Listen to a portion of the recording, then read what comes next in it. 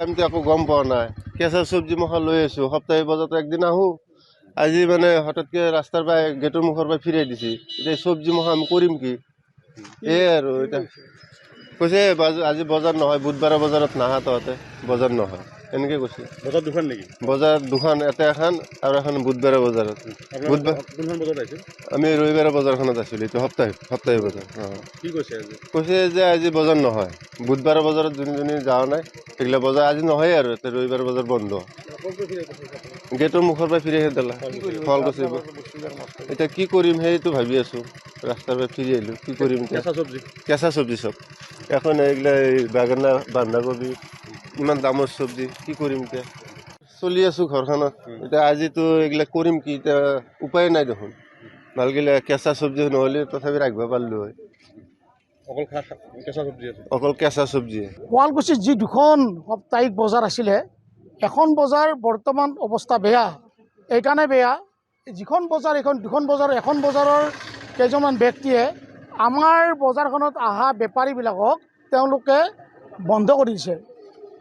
আমাৰ বজাৰখনত বহিবলৈ বন্ধ কৰি দিছে আৰু সেই ক্ষেত্ৰত আমাৰ বজাৰখন শূন্যতাৰ অৱস্থাত এতিয়া ঘূৰি আহিছে। আৰু সেই প্ৰতিবাদতে আমি মহাপুৰুষীয়া ধৰ্মালোচনী সভাই আজি দুখন বজাৰৰ কাৰণে আমি এটা প্ৰতিবাদী সভা আমি আহ্বান কৰিছোঁ আৰু আমি আজি ইয়াতে ঠোক খাইছোঁ। কি বিচাৰিছে আপোনালোকে? যে আমি এইটোৱে বিচাৰিছে বজাৰ হওক, এইখন বজাৰ হওক। আমাৰ মহাপুৰুষীয়া ধৰ্মালোচনী সভাৰ বজাৰখন যিহেতুকে আমাৰ পাৰ্মিশ্যন লৈ বজাৰ এখন কৰা হৈছে, সেইখন বৈধ। আৰু এইখন আপোনাৰ অবৈধ বজাৰ এখন, আৰু অবৈধ বজাৰখনতে প্ৰশাসনে ফুল ছিকিউৰিটি দি, বিশেষকৈ ফুল ছিকিউৰিটি দি পেলাই বজাৰখন তেওঁলোকে ইয়াতে এষ্টাব্লিছ কৰাত সহায় কৰিছে। আৰু সহায় কৰাৰ প্ৰতিবাদত আমাৰ বজাৰখন একেবাৰে শূন্যতাৰ অৱস্থাত ঘূৰি আহিছে আৰু এইখন বজাৰ ৰমৰমীয়া হৈ বজাৰখন চলি আছে। এইখিনিৰ কাৰণে আজি আমি প্ৰতিবাদ কৰিছোঁ আৰু মহাপুৰুষীয়া ধৰ্মালোচনী সভাই আজি গোটেইবিলাক আহি আমি ইয়াতে প্ৰতিবাদ কৰিছোঁ, যাতে দুখন বজাৰ মিলিজুলি যাতে কৰিব পাৰি, তাৰ কাৰণে প্ৰশাসনৰ ওচৰতো আমি মানে এটা মীমাংসা বিচাৰিছোঁ। আপোনালোকে কৈছে এখন বজাৰ অবৈধ বজাৰখন আপোনালোকে কিয় বহিব দি আছে? এতিয়া চাওক, আমি বহিব দিয়া নাই, যিহেতুকে প্ৰশাসনে বহিব দিছে। যদি প্ৰশাসনে যদি কয় নাই, যদি অবৈধ বৈধটো কেতিয়া গম পাম? যেতিয়া আমাৰ বজাৰখনৰ লগত তেওঁলোকৰ বজাৰ, আমাৰ বজাৰখনটো আপোনাৰ আমাৰ বজাৰখনটো আজি শ বছৰ ধৰি চলি আছে। সেই বজাৰখন আমাৰ পাৰ্মিশ্যন লোৱা বজাৰ, আমি টেক্স দি আছোঁ, সমস্ত দি আছোঁ। দি থকাৰ পিছতো আমাৰ বজাৰখনৰ পিছত আৰু এখন নতুনকৈ বজাৰ হ'বলৈ কি কথা আছে? নতুনকৈ এখন বজাৰ বহিব লগা কি কথা আছে? তেওঁলোকক কোনে পাৰ্মিশ্যন দিলে বজাৰখন বহিবৰ কাৰণে? আমি যিখন অবৈধ বজাৰ, সেই অবৈধ বজাৰখনে আমি প্ৰতিবাদ কৰিছোঁ আৰু প্ৰশাসনৰ ওপৰত প্ৰতিবাদ কৰিছোঁ। প্ৰশাসনে সেইখন বজাৰত যথেষ্টভাৱে সহায় কৰি আছে। তাৰ বজাৰখনত পুলিচ প্ৰশাসন পৰ্যন্ত তেওঁলোকে ডিউটি দিয়ে। কেনেকৈ দিয়ে আপোনাৰ? সেইখন অবৈধ। আমি মহাপুৰুষীয়া আমি আহিছোঁ যে আমাৰ বজাৰখন চলি আছে, আমি সম্পূৰ্ণভাৱে আমি চৰকাৰক কৰ দিছোঁ। আমি কৰ দিয়াৰ পিছত তেওঁলোকে আমাক অনুমতি প্ৰদান কৰিছে আৰু আমাৰ বিৰুদ্ধে যিখন বজাৰ চলি আছে তেওঁলোকৰ কোনো পাৰ্মিশ্যন নাই, নোহোৱাকৈ তেওঁলোকে প্ৰশাসনে তেওঁলোকক সুৰক্ষা দিছে। কিহৰ কাৰণে তেওঁলোকে সুৰক্ষা দিছে আমি কিন্তু গম পোৱা নাই। সেইকাৰণে আমি আহিছোঁ, আমি আহিছোঁ যে কি কাৰণে তেওঁলোকে সুৰক্ষা দিছে সেইটো আমি বুজি পোৱা নাই। সেইকাৰণে আমি আহিছোঁ যে আমাৰ সেইখন বজাৰ যদি অবৈধ হয় তেওঁলোক বন্ধ কৰি দিয়ক। আমি এই বিষয়ে আমি ডি চি ছাৰক আমি আলোচনা কৰিছিলোঁ।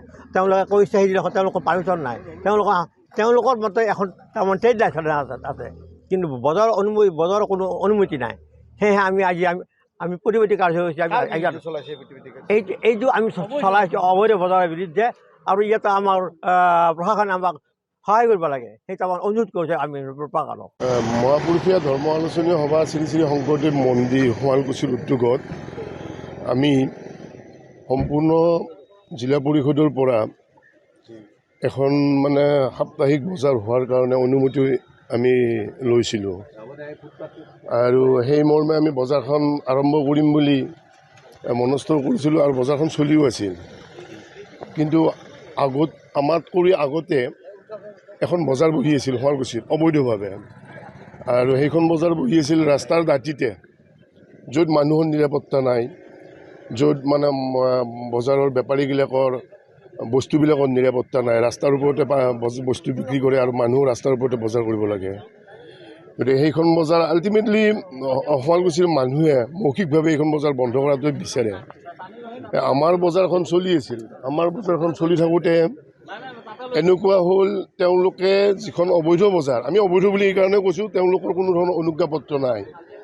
আৰু আমাৰ বজাৰখনত অহা বেপাৰীসকলক তেওঁলোকে দাবী ধমকি দিছিল যে ইয়াত নাহিবি, আমাৰ তাত যদি বজাৰত নাহোঁ তেতিয়াহ'লে তহঁতক মানে মাৰিম ধৰিম, এনেকৈ মানে তেওঁলোকে দাবী ধমকি দিছিলে আৰু ভাবুকি দিছিল। আৰু এই এভিডেঞ্চ আমাৰ লগত আছে।